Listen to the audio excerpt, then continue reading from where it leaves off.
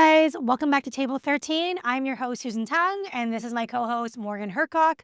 We are here to talk to you about restaurants, leadership, and all the fun stuff in between while sharing our own stories. Today, we're going to be talking about everyone's favorite conversation, tip culture. And I think it's a really important conversation to have because COVID changed a lot of things with how tips work and how we kind of are starting to question it more, and people are getting really exhausted from tipping. Yeah. But we deal with tip culture all the time, and I feel like we've cracked the code on what works I think so. Yeah. based off of our model. So we're going to share with you what we do. So first, we're going to just give you a brief history lesson, if we could, of where tipping came from. And it'll track through the rest of the conversation as to why it's just a toxic thing that started. So tipping originally has some kind of shady roots. It was brought over from Europe, even though now most European countries don't even use tipping. So basically in the US and Canada, it caught on really hard after slavery was abolished. Employers used tipping as a way to avoid actually paying newly freed Black workers a proper wage, which is terrible. It became a legal loophole to shift the responsibility of paying workers onto the actual customer, not onto the owner or the employer. So from the start, it's always just been sketchy and a way to underpay people.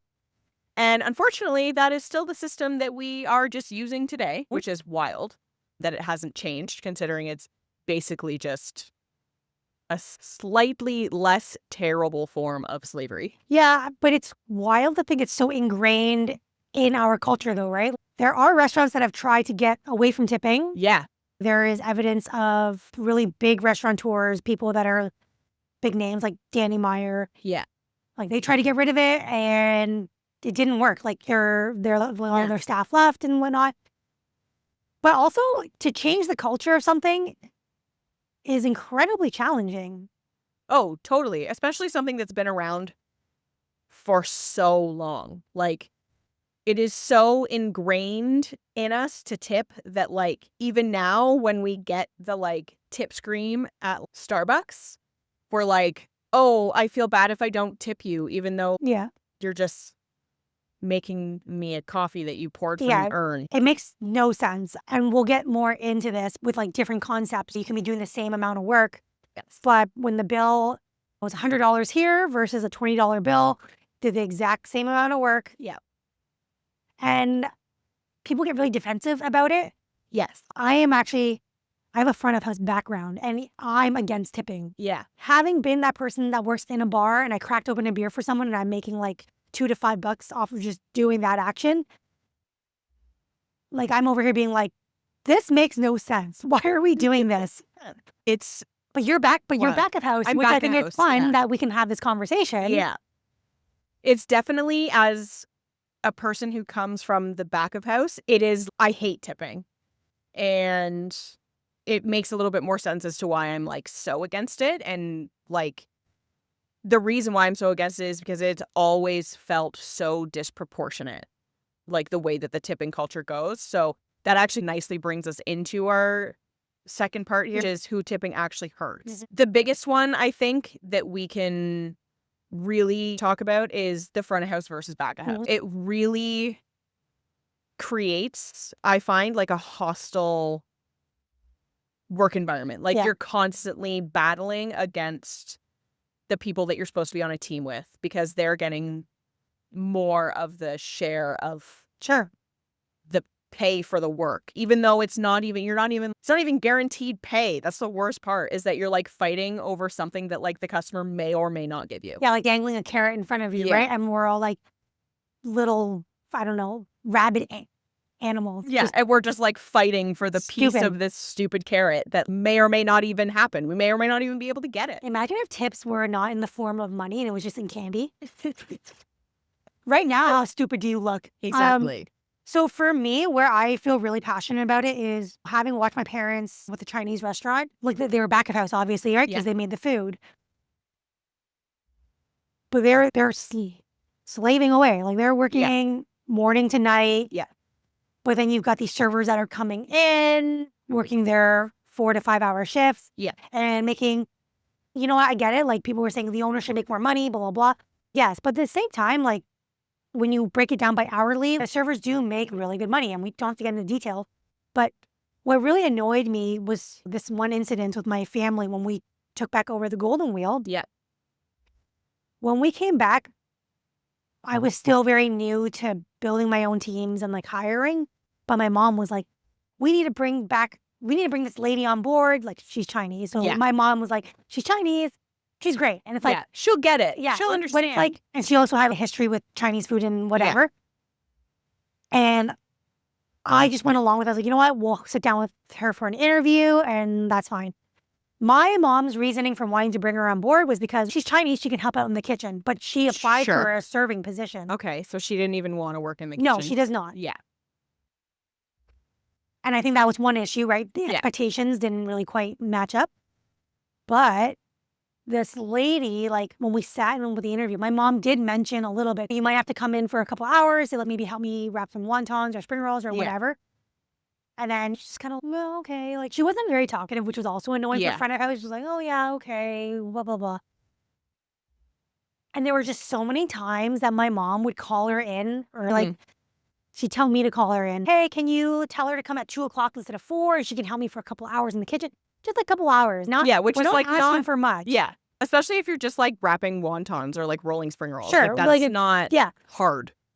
But amazingly, she would never see the messages or answer her phone. And come on, like we can read between the lines. But my mom she just took it as it is. Like she never like took action on that kind of stuff. Like she's intentionally not helpful to the operation. Yeah. And also personally agitated me because I'm like watching my mom work really hard and she could use a break. I might even be like, hey, I want to take a 2-hour nap. Well, hopefully this girl can come in and like cover for me for a bit. But nope, I'm not making my tips, so I'm not going to come in and help. And Exactly. like, for me, from that personal standpoint, I hated that so much and I resented tipping over time because of things like that. So when I started my restaurant, it was like, I do not want that to be a factor. I don't want someone to ever say, I don't want to work because there's a pay gap. I understand there's a pay gap. Like I get it. But there just shouldn't be a thing in the first place. Yes. Yeah. We should value the people for their work. And also, I think it's annoying that like people are good in their areas. So they should be rewarded for their areas. You don't like to be front of house. Yeah. But you're good at back of house. So why shouldn't you be compensated for that? Likewise with like front of house. You can be suited for front of house. But I think we should all equally benefit from it. Yes. And I think that's been the biggest issue is how can we work next to someone on the more open concept? So you've got a server standing next to a line cook. The server might hypothetically make $50 to $100 an hour. Yeah. And the line cook's making anywhere from $18 to $25 an hour. Yeah. It just doesn't make sense. And then you factor in taxing and all that. Yeah. It sucks. It sucks. And it's as a cook, especially in a place where you have, here's a little bit different because we don't have these things, but in a place where you have a hostess, a bartender, a food runner, and a busser, and that the server is the one who's making the entire tip when they only did like the smallest portion of that job. Like they didn't cook the food. They didn't run the food to the table. Yeah. They didn't make the drinks. They didn't even clear the table. And still somehow they're the ones getting tipped. And I think that the biggest problem with that, as from like a customer point of view, is that like they don't know that. Like customers don't know that they're like, they don't know what your internal systems are for you're just like you're just being like, oh, the food and the service was great, tip. But it's like, who is actually making sure that those things are working? Sure. Who's doing the whole piece of the job, not just a tiny piece of the job, and then getting all of the benefit from that. COVID really highlighted that issue though, right? Because it's all takeout.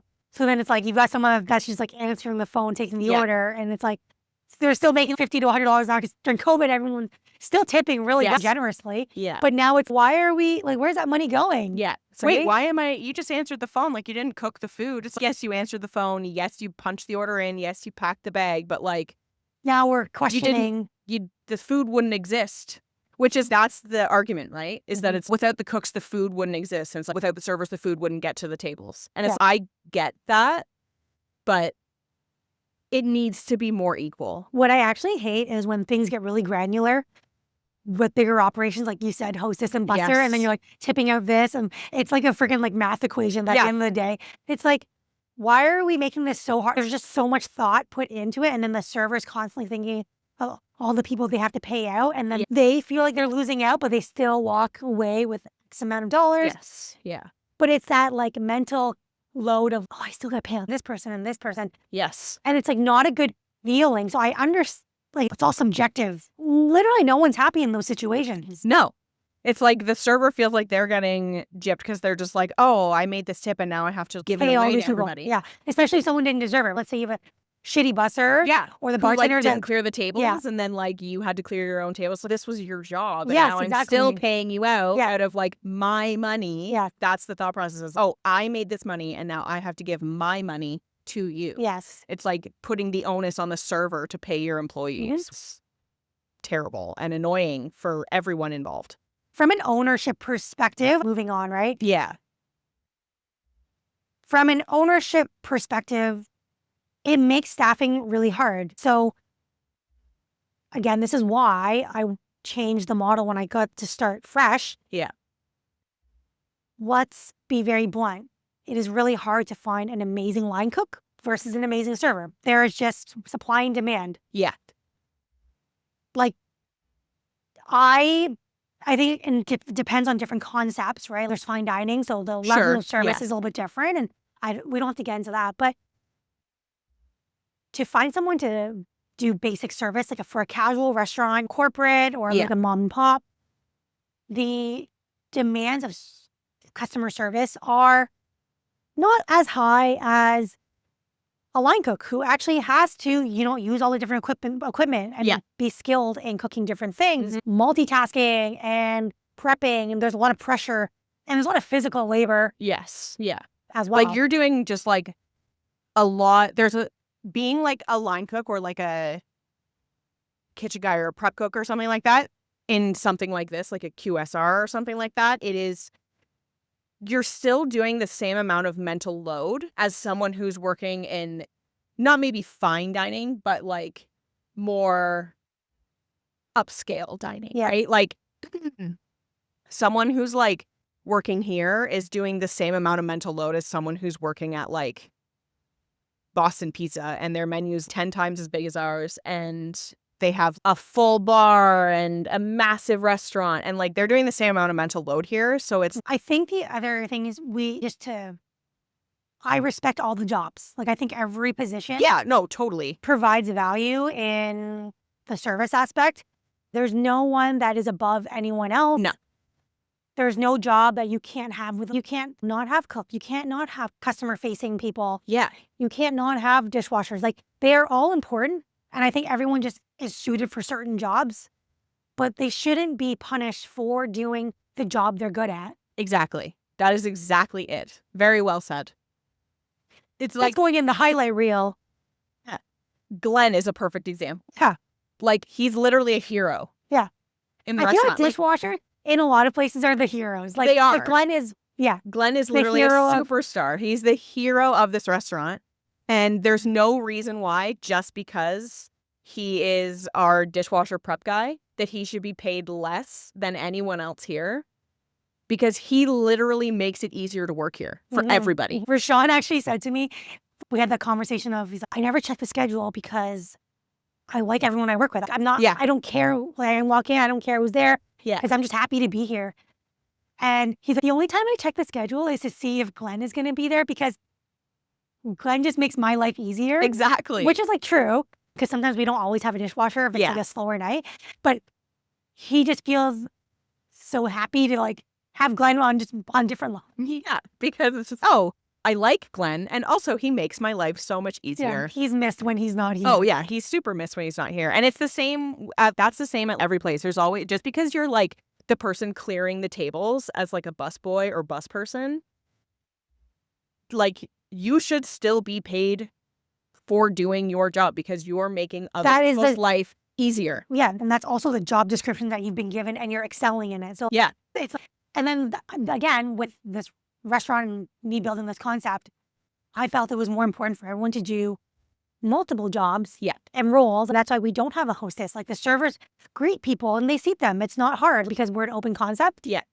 And we don't have people that we didn't just have someone that did takeout, but now we do because only on busier nights. Yes. And it's an entry-level position. But like, it's just that idea of we can do more than one job. We don't need to break it down. Again, it depends on the size of your concept and all that. So we have to take that into account. So let's talk about the alternative. So I think, and this obviously the easiest alternative is just to not do tips at all Sure. and pay people Sure. appropriately. In a perfect world. In a perfect world, the alternative is no tips, you pay your people properly, and you charge more for the items that you're selling. Yeah. That's in a perfect And world. people keep arguing that. They're like, just charge more. It's not as easy as people think it is, Yes, right? because as soon as you charge more, people are like, oh, why is my $10 sandwich now like $18? Yeah. Because we're actually just putting your tip into the food cost now. Sure. And then they'll go to a cheaper place. And like, Exactly. again, I think this conversation's been, it's like you're going down the same rabbit hole as every other conversation. So that is the easiest, that's the goal. Yeah. Extremely unachievable at this point, I think unless there's a tidal wave of change. So I think the only way that could happen is if the government, people love government intervention. Oh, yeah. I think the only way that would happen is if the government one day was like, stop doing this. Yeah, tipping now. doesn't exist anymore. Tipping doesn't exist as of this date. Yeah. Blah, blah. And then every single restaurant and every single business just instantly overnight change their model. Yeah. Because that's how any policy gets changed, right? Like minimum wage goes up. Okay, all of a sudden everyone is changing that. Yeah. And then the menu prices change. Actually, some people don't change their menu prices in accordance, but that's a different problem. Yeah. But if all of a sudden we got to pay people more money, then the menu prices change. But it happens across the board. So in order for major change like that, literally the government has to be like, Exactly. this is not a thing anymore. Yeah. The reality of that happening is not, because why would they get involved in?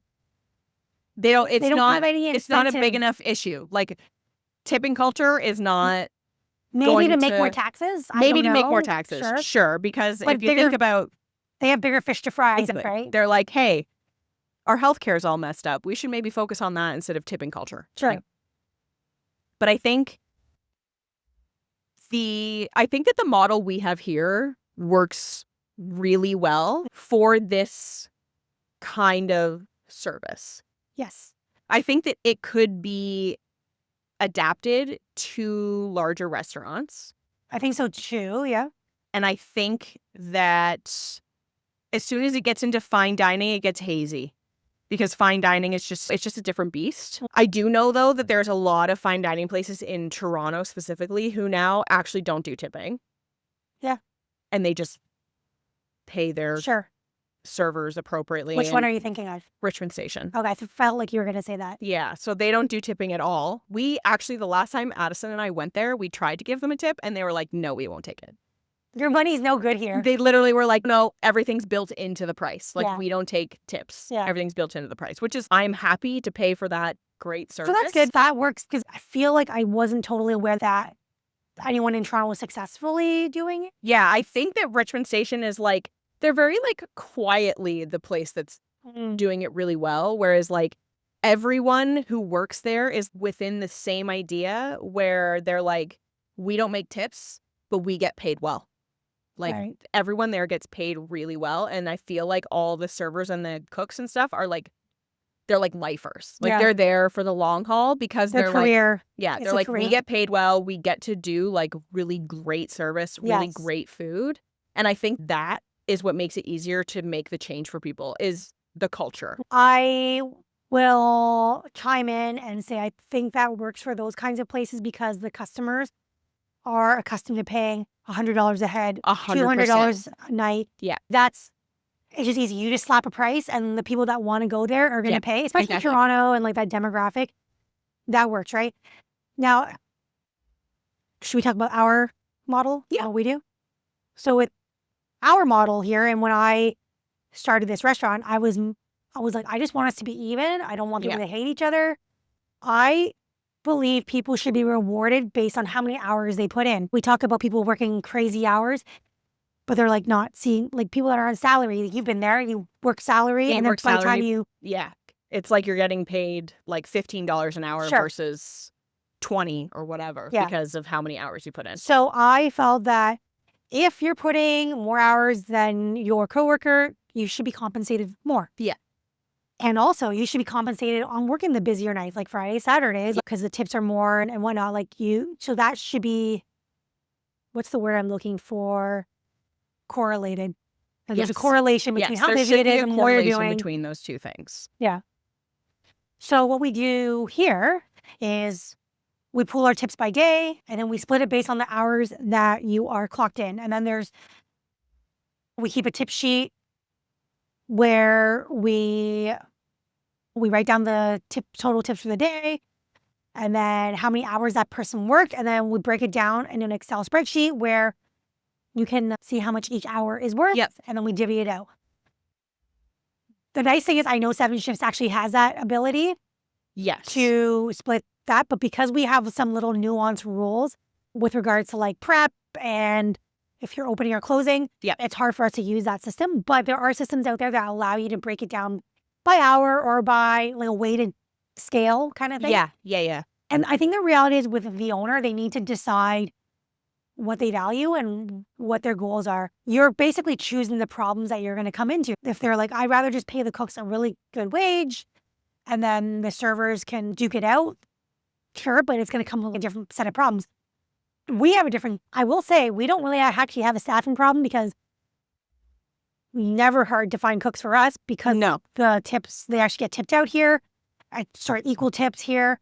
We really don't have trouble finding servers because we have a system of training servers from the get-go. Yep. So we can take someone that has the right character and personality, Mhm. and we can train them to be a great server. So yeah, we're not getting the pros that are used to making $50 to $100, $200 a Yes. night. We're taking people that are newer, and we're investing our time in making them really great servers, and they're happy to make more than minimum wage. Yep. Because it's still the best of both. Like they're still making still more winning. money. Yeah, they're Yeah. still making good money. Exactly. Yeah. And we don't need a lifer server like a professional server who's been serving fine dining or 50 places years. for 50 years or whatever. We don't need that here. So yeah, again, depends on the concept and Exactly. Yeah. what you're trying to do. I think that what we have implemented here, I think it does work. And so what are the signs of it working? I think one of the biggest signs of it working is our employee retention. Exactly. Like it is very rare that our cooks leave.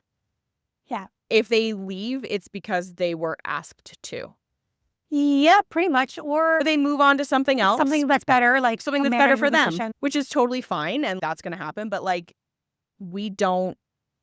It's not not quite like a a- revolving door. Yeah. Yes, we do have turnover, but definitely way slower. Oh, yeah. Way slower than it has been in every other place I've worked at. Yeah. And it's same with like servers. Like we have servers who come back. Yeah. We have servers who have jobs working in places where the tipping system is the same as it is everywhere else, and they still choose to work here. And the camaraderie that you see here is, I think, unique and special compared to like locally. If you look at other places, Yeah. you've got our cooks because it's open concept. They're greeting the customers. They Yep. literally are like waving, "Hi, have a seat. Well, someone will be there just a second if the server's busy." Yeah. The server's like cashing someone out and they can't greet them. Like we literally have people. I love when I see the cooks come out and bring them menus because it's good bow. I know. Or like even some of our more like experienced cooks will run food for the servers. Some of the more experienced guys will answer the phones. There really is a sense of like we are all helping each other. Yeah. And I think that is also And a Oh. really good sign that it does work. also, our front of house will never hesitate to do a back of house job. Oh If God. you just ask them, they'll do it, right? Yeah. The one day we had, when we were short staffed that one morning, Jordan, who's front of house, came and work back of house for a couple hours because we just needed to fill that Yep. spot. Did some prep, was wrapping spring rolls. Like he did great. Yeah. And the servers will do those things. Like we used to have prep jobs that were specifically for the serving staff. We would for the shrimp for cold rolls, they would peel and slice them, or peeling spring roll wrappers, or like the term "that's not my job" is just not a phrase here. And we really hammered that home with everyone from day one. What's time are we at? Oh yeah, 20. I will also highlight I will also tell just a quick story about how one of our servers, no need for names, who does work in another establishment where their tip system is like the old school tip where only their servers are making, and even the job responsibilities are disproportionate to how much they're making, and not a good way. But she was talking about how she was running around like a chicken with her head cut off in a good way because she's a rock star. Her coworker, who was clocking out in 15 minutes, was not helping her at all. Yeah. And then the kitchen was getting frustrated because no one's running food. And meanwhile, this person was like, we'll be in 15 minutes. Like, bro, help your team out. Yeah. So you could run some plates. Yeah. And then it's funny because this person that works for us, she's helpful to them because she's used to working here, and if a table needs to be cleaned, she's gonna clean it. And they're like, "Oh my God, thank you so much for helping me." Which it's all she did was clean your table. She's just doing a job. Right? Wild. It's so funny coming from that and then coming here and seeing how much more of an effective team we are versus in other places where I have seen full screaming matches between back of house and front of house, or the hatred and the resentment between the two teams is just how in the world are we supposed to work together? We actively hate each other. I know. And I have always, I think there's probably another gender part of it where, most of the time there are guys working in the back and most of the time there are girls working in the front. And because I'm a woman working in the kitchen, I have always been really good friends with a lot of the servers. And that's just because of the way it is. And I have seen some of the dudes that I have worked with be actively and horribly mean to servers, specifically just because they're you make more money and you're just a stupid girl. And so the difference between that and here, it's stark opposites. So opposite. And it's refreshing. Yeah. And it's very nice to work in a place where it's not oh, I have to put out a fire because my insane cook over here is just screaming at the hostess, who's a 16-year-old girl who's just trying to do her job. Because apparently she makes more money than him. Yeah. Which is stupid. Yeah, but I feel these are all systematic issues, right? Yeah. Everyone has a right to feel this way. It's we've created these monsters. Oh yeah, we have adopted this system, and now we're just still going along with dealing with the repercussions of that crappy system. Yeah, I think for anyone listening that would like to implement and change their system, they're probably in their mind saying, this is impossible for me to implement because they already have existing staff. Yeah. But I definitely do have ideas on how people can implement them. I think one idea is to long-term tell your staff that you're planning on changing the model. Hey guys, 6 months from now, this is going to be changing. Yeah. It gives you that frame of, do I want to stay? Do I not want to stay? Yeah. Whatever. And I think that's fine. But I think this also really is crucial for the owner to get really good at hiring, because you're going to have people jump ship, which is fine. Yeah. But if you don't have a good way to replace people, then you're going to be in a bit of trouble. Yeah. So I think this is something that can be implemented. It will just take a longer term. And he'll need to be on board with it. So I think back of house, you'll have no problem keeping people because all of a sudden they're making more money. Yes, 100%. So back of house are good. If you are struggling to hire back of house, you will have less trouble now because people are going to want to come work for you. Yes, because they make more money. Yeah. Are probably going to leave. And that's going to be part of the challenge. Yeah. And now you need to replace your servers with people that are going to buy into the model of, hey, we all work together. This is what we're working on. Right now, this is the tip system, but as of December 1st, it's going to be this. Yeah. And they have to be okay with that. Yeah, it's not easy, but I think it's very doable. Yeah. But I think the payoff is amazing. Like, I think it's good for the industry. I think it's good for the business. It's good for the people working here. Like, it sucks. Like, for you to grind out and make less than certain people Yeah. is, not great. It sucks. And I think this also, it actually is funny. This actually touches back on one of our other podcasts about like young people wanting to work. And that is one of their caveats for working too, right? Is like they want to be treated right. And I think that you'll be able to find younger, maybe less experienced people, but if you're willing to put in the time to train them, they'll buy into the idea because you're treating them better. Yeah.